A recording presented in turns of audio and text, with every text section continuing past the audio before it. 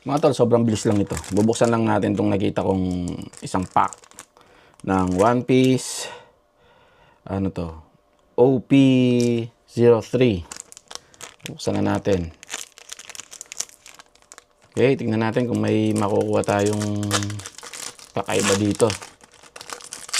Mabilisan lang. Ayan. Sabi ko sa inyo, babalik tayo sa ka-card. Pag trading card game. Okay. Yan. Okay.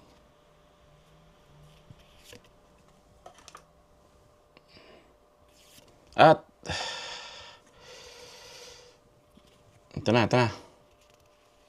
Oh. Ayan mga tol, di ba? Nice, nice. Usopp.